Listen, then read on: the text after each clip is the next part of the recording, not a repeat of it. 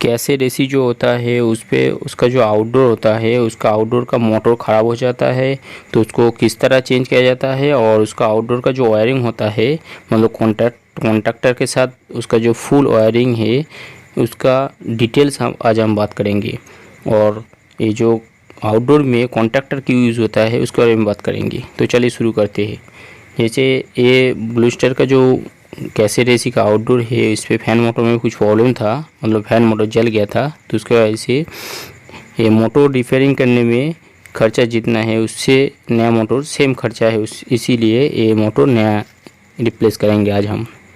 जैसे ये वाला मोटर है, मोटर सेम है लेकिन कुछ डिफरेंस है इस पर, क्या डिफरेंस है वो भी देखेंगे। और मोटर का जो एंटी क्लॉक और क्लॉक वाइज होता है वो किस तरह काम करता है वो भी देखेंगे। जैसे ये वाला मोटर है इस पर 93 वाट का मोटर है और पहले जो मोटर था उस पर 65 वाट का मोटर था। तो वाट में थोड़ा हेरफेर है लेकिन इतना हेरफेर नहीं है, तो ये मोटर इस पर लगा देने से कुछ मुश्किल नहीं होगा। जैसे ये ब्लेड है, ब्लेड लेफ़्ट साइड पे घूमेगा, लेफ़्ट साइड मतलब ये उल्टा साइड है, मोटर को तरह मुँह करके राइट साइड घूमेंगे तो वो एंटी क्लॉक होता है और लेफ़्ट साइड घूमेगा तो वो क्लॉक वाइज होता है। और मोटर का शेफ्ट आपके सामने सीधा रख के देखेंगे तो वो राइट साइड घूमेगा और लेफ़्ट साइड घूमेगा तो वो क्लॉक वाइज है। मतलब क्लॉक वाइज और एंटी क्लॉक वाइज क्या होता है, घड़ी की सुई की तरफ घूमेगा तो क्लॉक वाइज होता है और घड़ी की सुई की विपरीत साइड घूमेगा तो वो एंटी क्लॉक बोलते हैं उसको। तो चलिए इसको पहले फिटिंग कर लेते हैं। फिटिंग करने के लिए इसका जो तरीका है सेम ही है, मतलब दूसरा जो मोटर है उसका जैसा ही है, सेम ही है, लेकिन ये थोड़ा इजी है। जिसका जो फ्रेम है 4 स्क्रू पे लगा हुआ होता है, ये 4 स्क्रू खाली उस पर बॉडी के साथ जो फ्रेम बना हुआ है उसके साथ कनेक्ट कर देने से ये मोटर ईजी लग जाता है। लेकिन इसका मोटर का जो फ्रेम है ये थोड़ा टेढ़ा हो गया, मतलब जो ट्रैवल्स के थ्रू हुआ है इस पर लाने के ले जाने के टाइम। तो चलिए इसको फिटिंग कर लेते हैं। पहले फिटिंग करने के लिए 4 स्क्रू पहले लगा देंगे इसको, और इसका जो वायर और कैपेसिटर है इसको बॉडी के साथ टाई से फिक्स कर देंगे, क्योंकि बॉडी के साथ टच होगा या मोटर वाइब्रेट होगा तो ब्लेड टूट सकता है। इस पे क्या होता है, जैसे यहाँ पे देखो 1 मिनट, ये 1050 का आरपीएम है और रोटेशन जो है CCW लिखा हुआ है। CC मतलब क्लॉक वाइज है और AC लिखा होगा तो वो एंटी क्लॉक वाइज माने एंटी क्लॉक होता है। और ये 93 वाट का मोटर है। जैसे ROT रोटेशन, CCW मतलब एक क्लॉक वाइज मोटर, मतलब ये मोटर की तरफ मुँह करके देखेंगे तो ये जो शेफ्ट है ये लेफ़्ट साइड घूमेगा तो ये क्लॉक वाइज है, और ये राइट साइड घूमेंगे तो ये एंटी क्लॉक है। ये लेफ़्ट साइड घूमेगा मतलब क्लॉक वाइज, मतलब मोटर की तरफ मुँह करके, मोटर को उल्टा करके मतलब सामने की तरफ रख के देखेंगे तो ये एंटी क्लॉक है। तो चालू करके देख लेते हैं। जैसे ये लगाने से पहले, मतलब ब्लेड लगाने से पहले ये चल रहा है, मतलब सही चल रहा है, कुछ प्रॉब्लम नहीं है। तो इसका मोटर तो लगा दिया हूँ। अब इसका जो कैपेसिटर है वो बॉडी के साथ टच कर देंगे। उससे पहले इसका शेप पे जो कलर लगा हुआ है उसको पहले साफ़ कर लेना पड़ेगा, क्योंकि ब्लेड का जो होल है उस पर कभी कभी क्या होता है ये इजी तरह से जाता नहीं है। जैसे ये ब्लेड का ढांचा भी देखो लेफ़्ट साइड का है, मतलब ये क्लॉक वाइज घूमेगा, हवा बाहर की तरफ फेंकने के लिए ये बना हुआ है इसका। तो पहले इसका जो शेप है उसको साफ़ कर लेते हैं। साफ़ करने के बाद ब्लेड लगाएंगे। तो साफ़ करने के लिए आप कुछ भी यूज़ कर सकते हो, सीरीज पेपर या फाइल भी यूज़ कर सकते हो। एक ग्रीज भी उस पर दे देंगे, क्योंकि ग्रीज देने से क्या होता है उसका जो फैन ब्लेड है वो इजी लग जाएगा और बाद में निकलने में, क्योंकि पुराना जो मोटर था वो उसका ब्लेड निकलने में बहुत मुश्किल हुआ, क्योंकि वो जंग लग गया था शेप पे तो निकल नहीं पाता। कभी कभी ये निकलने के टाइम ब्लेड टूट जाता है। और ये जो मशीन है ये बहुत पुराना है, कि लगभग ये 15 साल पुराना मशीन है। ये जो ब्लेड भी मिलना मुश्किल हो जाता है। इसका मोटर भी नहीं मिल रहा था, लेकिन ये जो मोटर लगा है ये दूसरा कंपनी का मोटर है, लेकिन इसका फ्रेम का साइज जो सेम है, इसके लिए ये मोटर लगा रहे। तो इसका मोटर तो फिटिंग हो गया। अभी ब्लेड लगाने के बाद इसका स्क्रू टाइट नट टाइट कर देंगे। नट टाइट करके फिर चालू करके देखेंगे सही तरह चल रहा है कि नहीं, फिर इसका कनेक्शन करेंगे। फिर कनेक्शन बताएंगे कि किस तरह कनेक्शन होता है इसका। जैसे हमारा मोटर का कनेक्शन ये मतलब फिटिंग करने का काम पूरा कंप्लीट हो गया है। अब इसका जो नट है इसको टाइट कर देंगे, फिर इसका वायरिंग जो है उसको देखेंगे। वायरिंग में क्या होता है, ये कैसेट एसी का आउटडोर है 2 टन का। तो कैसेट एसी में कॉन्टैक्टर की यूज़ होता है, आउटडोर में कॉन्टैक्टर इसलिए यूज़ होता है, इंडोर का जो सप्लाई होता है वो 220 वोल्ट तो आता है सीपी लाइन, लेकिन वो 5 एम्पेयर का लोड पे चलता है। तो 5 एम्पेयर पे लोड पे चलेगा तो डायरेक्ट सप्लाई देंगे तो इंडोर का जो सर्किट है उस पर जो फ्यूज़ बना हुआ होता है वो उड़ जाने का चांस होता है। वो उड़ जाने का चांस नहीं है, उड़ जाएगा, क्योंकि मशीन का लोड ज़्यादा है। इसीलिए मतलब रिले नहीं होता है, छोटा रिले होता है 5 एम्पेयर का, इसीलिए कॉन्टैक्टर यूज़ होता है। कॉन्टैक्टर पे डायरेक्ट सप्लाई दिया होता है और वो कॉन्टैक्टर के थ्रू मतलब कंप्रेसर को स्टार्ट करते हैं। जैसे ये चल रहा है, मतलब इसका मोटर सही तरह घूम रहा है, मतलब पूरा सही है। अब इसका जो सामने का जो ग्रिल है लगा लेंगे, उसके बाद ही उसका वायरिंग कनेक्शन करेंगे। ये वायरिंग कनेक्शन भी हम लोग आज डिटेल्स में बात करेंगे कि फ़ैन का कनेक्शन किस तरह किया जाता है, कहाँ पे लगाना चाहिए इसका जो फ़ैन का कनेक्शन। ये फ़ैन जो है कैपेसिटर के लिए 2 अलग वायर है और सप्लाई के लिए 2 अलग अलग वायर है। मतलब फ़ैन का फेज़ न्यूट्रल मिलेगा तो फ़ैन चालू हो जाएगा, लेकिन ये वायर कहाँ लगाना चाहिए वो आज देखेंगे। और इसका जो वायरिंग कैपेसिटर, उसका कॉन्टैक्टर, मेन सप्लाई किस तरह लगा हुआ होता है। और आउटडोर पे इसका 4 वायर है, मतलब 2 फेज़ है, 2 न्यूट्रल है और 1 अर्थिंग है। तो 4 वायर क्यों दिया होता है वो भी डिटेल्स में बात करेंगे आज हम। ये वीडियो थोड़ा लंबा हो सकता है, लेकिन ये वीडियो में बहुत कुछ सीखने को मिलेगा आज। ये वायर को हम लोग ज्वाइन नहीं करेंगे, क्योंकि ज्वाइन करने से क्या होता है, कभी कभी ये ज्वाइन लूज़ होता है तो फ़ैन मोटर जल सकता है, या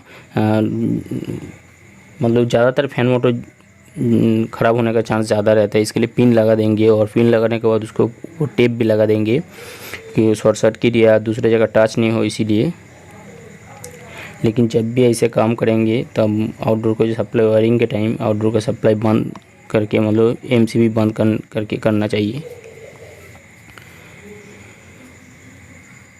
तो चलिए, हम लोगों का जो मोटर लगाने का बाकी जो कनेक्शन है पूरा कंप्लीट हो गया है। अभी वायरिंग देखो, ये ब्लैक वायर जो न्यूट्रल है और रेड वायर जो है वो उसका मेन सप्लाई है, फेज़ है। और कॉन्टैक्ट के वो साइड पे जो लाइन है वो सीपी है, और ये साइड का ब्लू कलर के साथ जो लगा हुआ न्यूट्रल है, और ये लाल कलर के कॉन्टैक्ट इस तरह का फेज़ है, वो साइड के कैपेसिटर का कनेक्शन है। यहाँ पे जैसे देखो 2 वायर है, 2 फेज़ है, मतलब 2 रेड वायर है, 2 ब्लैक वायर है, और बाकी जो 2 है, एक अर्थिंग एक सीपी है। ये 2 वायर क्यों है? 2 वायर इसीलिए होता है, यहाँ पे पहले वाला जो मॉडल था उस पर आउटडोर पे सप्लाई देता था, मतलब एमसीबी ऑन करेंगे तो डायरेक्ट सप्लाई आउटडोर पे आएगा। तो यहाँ पे एक रेड और ब्लैक मेन सप्लाई है, और एक रेड और एक ब्लैक वो इंडोर के सप्लाई के लिए है। और यहाँ पे ग्रीन वायर जो है वो सीपी करा हुआ है, और पीला वायर जो है वो अर्थिंग है। ये वायर भी हम लोग थियोरी में देखेंगे, इसके बाद में बात करते हैं उसके। तो पहले इसका जो कनेक्शन है कंप्लीट करके एक बार चालू करेंगे, फिर देखेंगे, फिर आगे बात करते हैं। तो चलिए मशीन को एक बार चालू करके देख लेते हैं कि मशीन सही तरह चल रहा है कि नहीं, फिर वायरिंग देखते हैं इसका डिटेल्स में। जैसे अभी मशीन चालू हो गया है, लेकिन यहाँ पे देखो मोटर भी सही तरह घूम रहा है, लेकिन एम्पेयर बहुत कम ले रहा है। कुछ तो प्रॉब्लम है, 2 टन का मशीन है, 4.5 है। तो चलिए, इसका कॉन्टैक्टर भी चेंज करना पड़ा है, मतलब कॉन्टैक्टर में प्रॉब्लम था तो कॉन्टैक्टर भी चेंज करना पड़ा। इसका वायरिंग भी सेम ही हुआ, जैसे ये रेड वायर है फैन का, ये फेज़ है, और ब्लैक वायर है डायरेक्ट न्यूट्रल पे लगा हुआ है। ये फेज़ जो है ये कॉन्टैक्टर का आउटपुट के साथ कनेक्शन है। आउटपुट के साथ कनेक्शन इसीलिए है, जब कंप्रेसर चलेगा तब भी फ़ैन ऑन होना चाहिए, इसीलिए ये कंप्रेसर का आउटपुट, मतलब कॉन्टैक्टर का जो आउटपुट है वहाँ से सप्लाई लिया हुआ है ये। और कॉन्टैक्टर का जो रेड वायर है वो भी फेज़ है, और ये ब्लू वायर है डायरेक्ट न्यूट्रल है, और ये जो वायर है ये सीपी है, मतलब इंडोर का जो 220 वोल्ट 5 एम्पेयर का आएगा वो वायर कॉन्टैक्टर पे ये लेफ़्ट साइड पे लगेगा, और 2 ब्लू वायर है ये न्यूट्रल वायर है। ऐसे इसको भी लगा दिया हूँ। अभी इसको चालू करके इसको भी देखेंगे, फिर कॉन्टैक्टर चेंज होने के बाद ये सही तरह काम कर रहा है कि नहीं। जैसे ये रेड वायर है ये मेन फेज़ है, और ब्लू जो वायर है न्यूट्रल है, ब्लू के साथ एक ग्रे वायर लगा हुआ है, वो फैन का न्यूट्रल है। जैसे रेड वायर है कॉन्टैक्टर के इनपुट साइड पे लगा हुआ है और आउटपुट साइड के साथ वो कैपेसिटर का कनेक्शन हुआ है। और ये ग्रे वायर जो है ये सीपी लाइन है और 4 नंबर जो पिन है वो अर्थिंग लगा हुआ है। और 2 वायर जो अभी बताया हूँ, 2 रेड है, 2 ब्लैक है। जैसे थियोरी पे देखिए, जैसे आउटडोर का कनेक्टर है इस पे और ये कॉन्टैक्टर है, ये फैन है, ये कैपेसिटर है और ये राइट साइड पे जो दिया हुआ है CSR, ऐसे समझने के लिए कंप्रेसर है। जैसे इसको कैसे ऑन करते हैं, जैसे यहाँ पे न्यूट्रल पे ये कॉन्टैक्टर पे यहाँ पे 220 वोल्ट लिखा है, इधर भी 220 वोल्ट लिखा है। यहाँ पे बीच में एक कॉइल है, मतलब एक साइड पे फेज और एक साइड पे न्यूट्रल देने से एक कॉइल ऑन होता है, फिर ये साइड का पावर सप्लाई वो साइड पे जाके कैपेसिटर पे जाता है। लेकिन ये साइड का कैपेसिटर कैसे आता है कनेक्शन, मतलब सही, ये न्यूट्रल पे एक साइड पे न्यूट्रल सप्लाई आता है कॉइल का और दूसरा जो सप्लाई है वो वहाँ पे लाइन फेज आता है। फेज कहाँ से आता है, जैसे यहाँ पे पावर सप्लाई जाके यहाँ पे एस पे आता है। एस मतलब सीपी है, स्टार्टिंग भी बोलते हैं इसको। जैसे यहाँ पे 220 वोल्ट 5 एम्पियर, मतलब ये कॉइल जो है ये कंप्रेसर ऑन करने के लिए ये सप्लाई कॉन्टैक्टर के काम पड़ता है। जैसे ये 220 वोल्ट 5 एम्पियर का जो लाइन है ये कॉइल का एक साइड पे लगा हुआ होता है और एक साइड पे न्यूट्रल लगा होता है। तो ये 2 कॉइल पे 2 साइड पे फेज न्यूट्रल मिलता है, तो कॉन्टैक्टर कनेक्ट होता है एक दूसरे के साथ। तब इधर का जो फेज है वो कॉन्टैक्टर के दूसरे साइड जाता है। लेकिन ये फेज कहाँ से आता है, ये लाइन से डायरेक्ट दिया हुआ रहता है। लेकिन ये कॉन्टैक्टर ऑन होगा तो भी उसके बाद ही ये फेज कॉन्टैक्टर के उस तरफ जाएगा। जैसे यहाँ पे उस तरफ जाके फिर कैपेसिटर पे आता है और कैपेसिटर पे आने के बाद कैपेसिटर के साथ फैन का और कंप्रेसर का दोनों का कनेक्शन है। जैसे स्टार्टिंग के ये एस पे आ गया है, स्टार्टिंग के साथ कोई वायर कनेक्ट नहीं होगा क्योंकि वो हाई वोल्टेज है, स्टार्टिंग कॉइल के साथ लगा हुआ रहता है। और रनिंग का जो है और आर के साथ डायरेक्ट सप्लाई है, मतलब फेज है। और कॉमन जो है कंप्रेसर के साथ डायरेक्ट ये यहाँ पे वाया होके फिर न्यूट्रल पे आता है। मतलब कंप्रेसर का न्यूट्रल भी डायरेक्ट आता है एक, और एक कॉन्टैक्टर पे जाता है, एक कैपेसिटर मतलब फैन पे जाता है। फिर फैन का कनेक्शन कैसे होना चाहिए इस पर, जैसे एक पॉइंट दिया हुआ है कैपेसिटर का इनपुट पे और एक पॉइंट न्यूट्रल पे दिया हुआ है। ये इनपुट पे क्यों दिया हुआ है, क्योंकि आउटडोर का जो फ़ैन है कंप्रेसर के साथ चलना चाहिए। इसके लिए कॉन्टैक्टर के साथ जो आउटपुट है मतलब कैपेसिटर पे गया है, वहाँ से फेज होके एक फ़ैन पे गया है और दूसरा जो न्यूट्रल है ये वाया होकर डायरेक्ट न्यूट्रल पे आया है। मतलब न्यूट्रल पे 3 वायर है, एक फ़ैन पे, एक कॉन्टैक्टर पे, एक कंप्रेसर पे, 3 पे गया, मतलब 2 फेज़ न्यूट्रल। ये कॉन्टैक्टर के आउटपुट से इसीलिए दिया हुआ है। मतलब जब कंप्रेसर ऑन होगा तब भी ये फ़ैन ऑन होगा, नहीं तो डायरेक्ट सप्लाई दे देंगे तो क्या होगा कि इंडोर का जब ऑन हो जाएगा कंप्रेसर नहीं चलेगा तब भी ये सप्लाई चालू हो जाएगा। और यहाँ पे 2 वायर है, न्यूट्रल पे 2 वायर है, लाइन पे 2 वायर है। एक वायर मेन सप्लाई है, MCB ऑन करेंगे तो यहाँ पे पावर सप्लाई आ जाएगा, उसके साथ साथ और एक वायर डायरेक्ट इंडोर पे जाता है। मतलब MCB ऑन करने के साथ साथ आउटडोर पे सप्लाई आ जाता है, लेकिन कंप्रेसर ऑन नहीं होता है और इंडोर पे भी सप्लाई चला जाता है। जब एस लिखा हुआ है वहाँ पे सप्लाई आता है, कॉन्टैक्टर ऑन होता है, तब भी ये आउटडोर चालू होता है। जैसे हम लोगों का अभी ये काम पूरा कंप्लीट हो गया है, अभी इसको चालू करेंगे, चालू करके देखेंगे इसका परफॉर्मेंस कैसा है, मतलब सही तरह से काम कर रहा है कि नहीं। फिर इसका जो कवर है और ग्रिल है बंद करके फिर लगाएंगे। तो पहले चालू करके देख लेते हैं इसको एक बार, थोड़ा वेट करना पड़ता है इसको चालू मीटर। जैसे अभी चालू हो गया मशीन, जैसे 8.8 ले रहा है, 8.178 ले रहा है, मतलब सही तरह से अभी काम कर रहा है मशीन।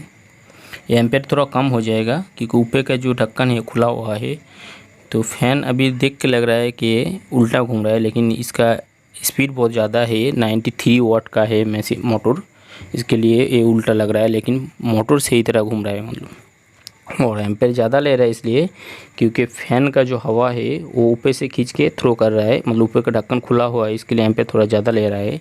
ऊपर का ढक्कन लगा देंगे तो एम्पेयर कम हो जाएगा, मतलब हवा कंडेंसर के थ्रू नहीं आ रहा है, कम आ रहा है, मतलब ऊपर का ढक्कन खुला हुआ है इसके लिए। तो जब भी आउटडोर का मोटर चेंज करना पड़ेगा तो आप इस तरह चेंज कर सकते हैं और इसका वायरिंग जो डायग्राम है इस तरह कर सकते हैं।